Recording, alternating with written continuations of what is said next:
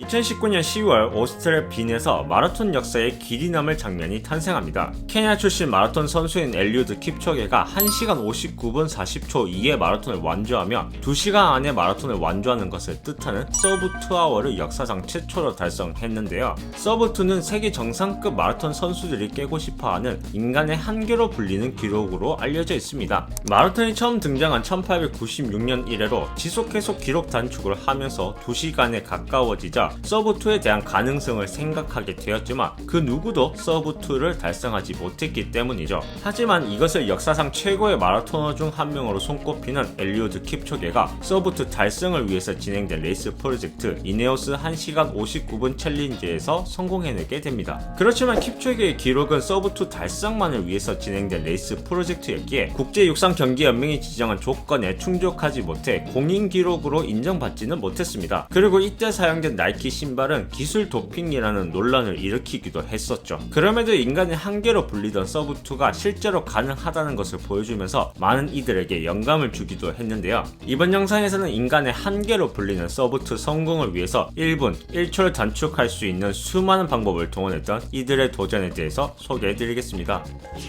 여러분, 마라톤을 2시간 안에 완주하기 위해서는 얼마나 빠르게 달려야 할까요? 산술적으로 계산해보자면 100m를 17초 06에 주파하는 속도로 42.19km를 달리면 마라톤을 2시간 안에 완주할 수 있습니다. 어느 정도로 빠르게 뛰어야 하는지 감이 오시나요? 100m를 17초에 뛰는 게 일반인이 못 뛸 정도의 속도는 아니지만 문제는 이 속도를 무려 2시간 동안 유지해야 된다는 거죠. 아무리 잘 훈련된 세계 정상급 마라톤 선수들일지라도 이것이 힘들었기에 서브2에 성공하지 못했고 인간의 한계로 불리고 있었습니다. 하지만 언제나 그렇듯 한계는 깨라고 존재하는 것 아니겠어요? 이런 인간의 한계에 도전해보고자 나타난 이들이 있었는데요. 그건 바로 나이키입니다. 2013년 나이키 스포츠 리서치 랩의 브래드 윌킨스 박사는 만약 2시간이라는 마라톤 기록을 깰 수 있다면 이라는 가정을 했고, 이 한마디는 서브2를 위한 나이키 브레이킹2 프로젝트로 발전하게 됩니다. 이런 윌킨스 박사의 가정이 아주 불가능한 상상은 아니었던 게 1991년 운동 생리학을 연구하던 생리학 박사 마이클 조이너는 마라톤 기록과 관련된 한 가지 이론을 발표하게 됩니다. 조이너의 이론에 따르면 이상적인 조건을 갖춘 마라톤 선수가 이상적인 조건 아래서 레이스를 펼친다면 이론적으로는 1시간 57분 58초를 기록할 수 있다고 이미 20년 전에 이런 주장을 했었기 때문이죠. 이렇게 시작된 나이키의 브레이킹2 프로젝트는 4년 뒤인 2017년 5월 6일 이탈리아 몬자 F1 경기장에서 엘리우드 킵초게를 포함한 3명의 선수가 서브2 도전에 나서게 됩니다. 윌킨스 박사는 브레이킹2를 위해 선수들의 트레이닝 방법, 식습관, 심리 상태를 최적화시키면서 선수들의 산소 소비량 및 필요 에너지, 지속 속도 등을 분석하며 서브2를 성공시키기 위해 갖은 노력을 기울였죠. 그리고 브레이킹2 팀은 마라톤의 이상적인 경기 장소 및 날씨, 바람 저항을 최소화하는 페이스메이커의 형태, 선수에게 직접 수분 보충 및 탄수화물 보충의 전달, 속도 조절을 위한 형광 빛을 쏘는 등 이상적인 마라톤 레이스를 위해 만발의 준비를 합니다. 거기다 나이키는 서브2 성공을 위해 미드솔의 탄소 섭류판이 들어가 기존의 러닝화보다 더 뛰어난 반응성과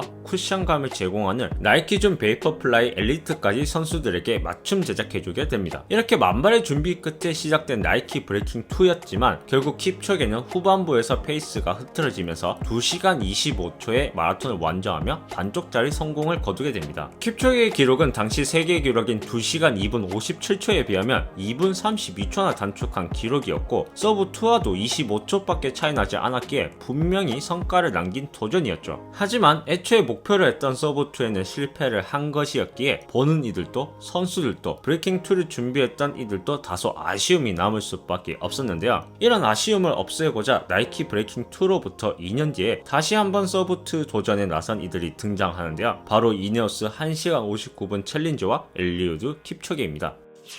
앞서 나이키 브레이킹2에서 가장 좋은 기록을 남겼던 킵초게는 서브2에 실패한 뒤 진행된 인터뷰에서 이렇게 얘기했습니다. 저는 2시간의 벽을 깰 수 있다고 생각합니다. 이제 인류가 단축해야 할 기록은 딱 25초밖에 안 남았어요. 킵초게는 서브2가 가능한 일이라고 믿으며 계속해서 자신만의 도전에 나섰고 1년 뒤에 열린 베를린 마라톤에서 2시간 1분 39초를 기록하며 세계 기록을 경신하게 됩니다. 이렇게 킵초게가 더욱더 서브2에 가까워지자 다시 한번 서브2를 위한 레이스 프로젝트 프로젝트가 계획되었고 이를 영국 글로벌 화학 업체인 이네오스가 후원을 하며 이네오스 1시간 59분 챌린지로 이름이 정해지게 됩니다. 이네오스 챌린지는 나이키 브레이킹 2를 기반으로 서브2를 위한 최적의 환경을 조성하기 위해 크게 세 가지를 개선해 도전에 나섰는데요. 바로 레이스 장소 및 날씨, 그리고 페이스메이커와 레이스 방식, 마지막으로 신발입니다. 먼저 첫 번째로 레이스 장소 및 날씨입니다. 이네오스 팀이 고려한 날씨 조건은 크게 온도와 습도입니다. 이네오스 팀은 온도는 7도에서 14도 사이, 습도는 80% 이하,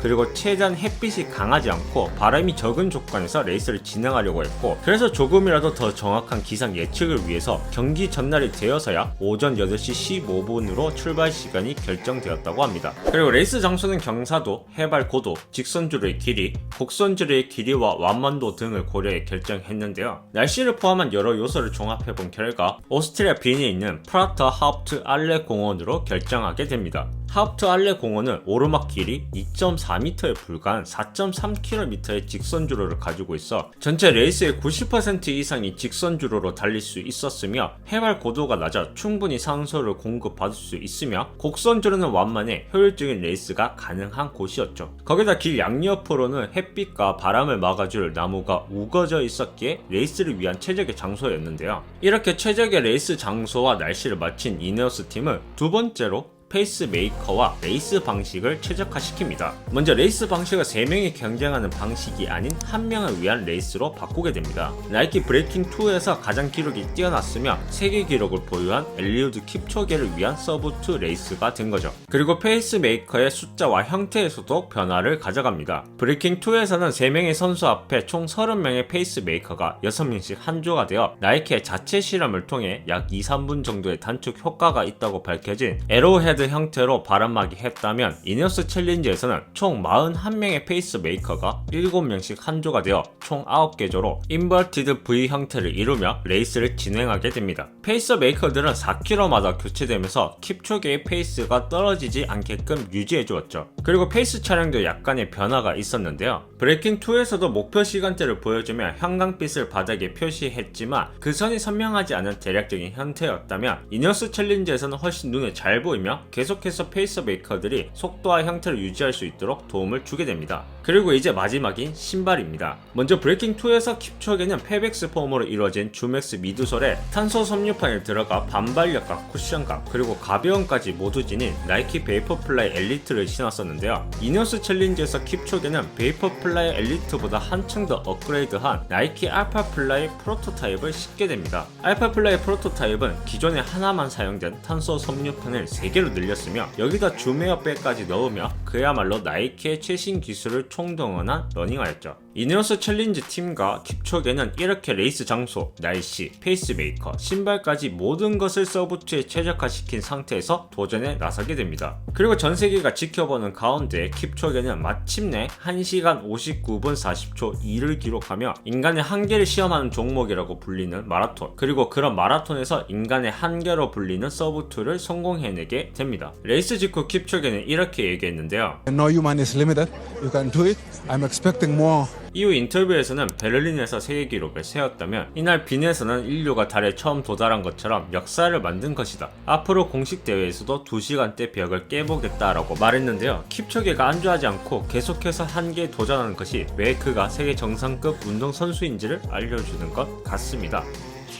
하지만 이런 이네오스 1시간 59분 챌린지 성공에 대해 부정적인 시선으로 바라보는 이들도 있었는데요. 그 이유는 바로 앞서 언급한 나이키 신발 때문입니다. 나이키는 브레이킹2가 끝나고 베이퍼플라이 4%를 출시했는데요. 4%는 다른 러닝화에 비해 선수가 특정 속도로 일정하게 달려야 하는 운동량을 의미하는 러닝 이코노미를 약 4% 향상시킨다는 의미죠. 이게 어느 정도로 마라톤계에 큰 영향을 미쳤냐면, 단적인 예로 베이퍼플라이 덕분에 기록 단축을 이뤄낸 선수들이 늘어나자 2019년 세계 6대 마라톤 대회에서 1위에서 3위를 차지한 남녀 선수 36명 가운데 31명이 베이퍼플라이를 신었을 정도였습니다. 그런데 이보다 더 성능이 뛰어나고 서브2 성공을 이끈 알파플라이가 등장하자 선수들의 기량보다 어떤 신발을 신는가에 따라서 순위가 바뀔 수 있다는 우려스러운 시선과 심지어는 기술 도핑이라는 말이 돌기 시작했죠. 그러자 국제육상경기연맹은 어느 정도의 제재가 필요하다고 판단했고 새로운 엘리트 선수의 신발 규정을 발표하게 됩니다. 사실 현대 스포츠의 발전에 있어서 스포츠 과학과 기술을 빼놓을 수는 없죠. 이는 모두가 인정하는 사실이기는 하지만 그 정도가 스포츠의 가치를 훼손시키는 것인지 발전시키는 것인지를 판단하는 것은 쉽지 않은 일이라고 생각합니다. 모두가 각자 다른 생각을 가지고 있으니까요. 다만 나이키 브레이킹 2에서 한 번의 실패를 겪었음에도 다시 한번 이네오스 1시간 59분 챌린지를 통해서 서브 2를 완성한 킵초게의 의지와 인간에게 한계는 없다고 말하는 그의 도전 정신, 그리고 아무리 좋은 환경과 신발이 있더라도 2시간 동안 100m를 17초의 주파하는 속도로 달린 킵초게의 능력은 누구라도 인정하고 영감을 받을 수밖에 없지 않을까 싶습니다.